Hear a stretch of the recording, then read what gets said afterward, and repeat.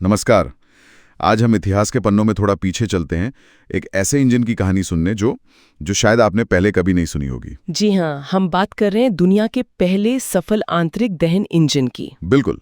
और हमारी ये बातचीत आधारित है प्रथम आंतरिक दहन इंजन पायरियोलो 4 नाम के दस्तावेज के कुछ हिस्सों पर। हमारा मकसद है इस शुरुआती और सच कहूं तो काफी अनोखे इंजन पायरियोलो 4 को समझना। हाँ, कि ये कैसे काम करता था और इसका ऐतिहासिक महत्व क्या है। सोचिए जरा, एक ऐसा इंजन जो पेट्रोल या डीजल से नहीं बल्कि धूल के धमाकों से चलता था। हाँ, और बात यहीं खत्म नहीं होती।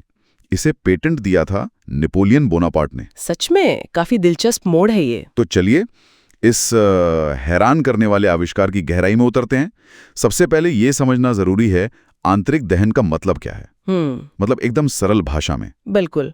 देखिए, इसका सीधा सा मतलब है कि ईंधन जो है वो इंजन के अंदर चलता है। अच्छा। और वहीं पर शक्ति यानी पावर पैदा करता है, जैसे आजकल की कारों में होता है। हाँ। ये भाप इंजन से अलग है। उसमें क्या होता था, ईंधन जैसे कोयला, वो बाहर जलता था। बाहर जलकर पानी को गर्म करता था और फिर उस भाप से इंजन चलता था। वो बाहरी दहन हुआ। समझ गया। तो पायरियोलो 4 आंतरिक दहन का एक शुरुआती उदाहरण था। जी हाँ, बिल्कुल। और इसे बनाया किसने था? यह आइडिया किसका था? इसे 1807 में फ्रांस में दो भाई थे, नीसेफोर और क्लॉड नेप्स। उन्होंने इसे विकसित किया था। नीप्स, ये नाम सुना हुआ लगता है। हाँ, ये वही नीसेफोर नीप्स हैं जिन्हें हम बाद में फोटोग्राफी के शुरुआती आविष्कारों में से एक मानते हैं। कमाल है, फोटोग्राफी और इंजन। खैर, सबसे अनोखी बात पर आते हैं, इसका ईंधन धूल। हाँ, धूल। ये कैसे काम करता था? मतलब नियंत्रित धूल के धमाके, ये तो सुनने में थोड़ा खतरनाक सा लगता है। हाँ, देखिए, उस जमाने के हिसाब से ये बहुत ही मौलिक सोच थी।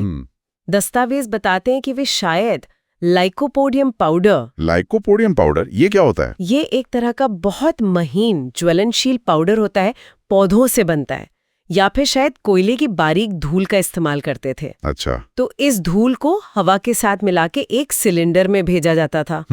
फिर किसी चिंगारी या शायद छोटी सी लौ से इस मिक्सचर में विस्फोट कराया जाता था। विस्फोट? हाँ, एक छोटा धमाका।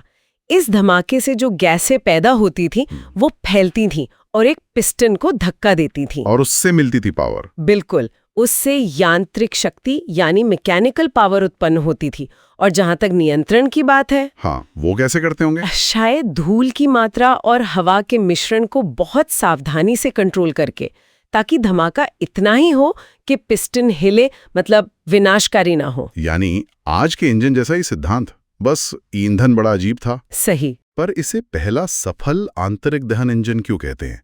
क्या उस समय और कोशिशें नहीं हो रही थी? कोशिशें तो बिल्कुल हो रही थीं। ऐसा नहीं है कि ये पहला आइडिया था। कुछ लोग हाइड्रोजन गैस जैसे दूसरे ईंधनों पर भी प्रयोग कर रहे थे। तो फिर ये सफल कैसे हुआ? पायरियोलो 4 को सफल इसलिए कहा जाता है क्योंकि ये सिर्फ लैब में नहीं चला, इसने लगातार काम करके दिखाया, व्यावहारिक शक्ति का प्रदर्शन किया।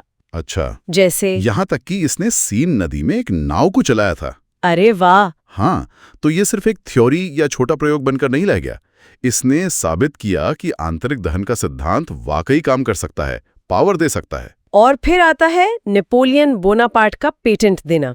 ये बात तो इसके महत्व को और भी बढ़ा देती है। जी हाँ। पर मेरा सवाल ये है कि एक सम्राट नेपोलियन की दिलचस्पी ऐसे अजीब से इंजन में क्यों होगी? क्या लगता है? ये वाकई एक दिलचस्प सवाल है। देखिए, दस्तावेज सीधे तौर पर तो कोई कारण नहीं बताता है, लेकिन हम अंदाजा लगा सकते हैं। क्या अंदाजा हो सकता है? हो सकता है नेपोलियन ने इसमें कोई सैन्य संभावना देखी हो, नावों या शायद किसी और चीज के लिए। हाँ, ये हो सकता है। या फिर औद्योगिक इस्तेमाल के लिए, जैसे कारखानों में या परिवहन में भाप इंजनों के विकल्प के तौर पर। अच्छा। उस समय फ्रांस और ब्रिटेन के बीच औद्योगिक और तकनीकी होड़ भी तो थी। सही बात है। तो ऐसे किसी नए अनोखे आविष्कार को राजकीय संरक्षण देना, मतलब पेटेंट देना, एक तरह से राष्ट्रीय गौरव और तकनीकी बढ़त दिखाने का तरीका भी हो सकता है। दिखाता है कि सरकारें उस वक्त भी नई टेक्नोलॉजी को कितना जरूरी समझती थीं। बिल्कुल। लेकिन क्या ये धूल से चलने वाला इंजन वाकई में प्रैक्टिकल था? मतलब रोजमर्रा के इस्तेमाल के लिए इसमें क्या मुश्किलें आई होंगी? मुश्किलों तो जरूर आई होंगी। आप सोचिए, धूल को लगातार और एक समान मात्रा में सप्लाई करना कितना मुश्किल हो सकता है। हाँ, ये तो है। फिर उन धमाकों पर एकदम सटीक नियंत्रण रखना ताकि इंजन स्मूथ चले, रुके नहीं, वो भी एक बड़ी इंजीनियरिंग चुनौती रही होगी। और ईंधन का क्या? धूल को स्टोर करना, लाना, ले जाना। हाँ, ईंधन की उपलब्धता और उसका भंडारण भी एक मुद्दा रहा होगा।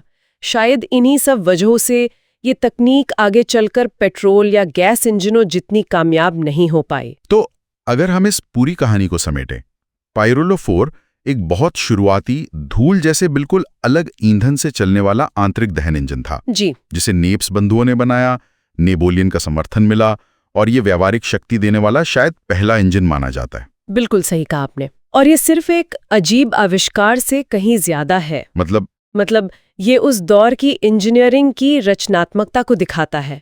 कैसे लोग सीमित संसाधनों के बीच नए समाधान खोज रहे थे। हाँ, ये बात तो है। पेट्रोलियम का जमाना आने से पहले आविष्कारक हर तरह की उपलब्ध चीज को जो जल सकती थी उससे ऊर्जा स्रोत के तौर पर देख रहे थे, चाहे वो पौधों का पाउडर ही क्यों ना हो। ये दिखाता है कि जरूरत और जिज्ञासा कैसे आपको बिल्कुल लीक से हटकर सोचने पर मजबूर कर सकती है। ये वाकई सोचने वाली बात है कि उस शुरुआती दौर में ऊर्जा के लिए और किन ऐसे स्रोतों पर प्रयोग हुए होंगे जो आज हमें बड़े अप्रत्याशित या अजीब लगे। हाँ, न जाने क्या क्या कोशिशें हुई होंगी और क्या उन पुराने, शायद भुला दिए गए प्रयोगों में आज की हमारी ऊर्जा चुनौतियों के लिए कोई छिपा हुआ सबक या कोई नया आइडिया मिल सकता है। ये सवाल आज भी उतना ही जरूरी लगता है। बिल्कुल, इतिहास में कई बार ऐसे जवाब छिपे होते हैं।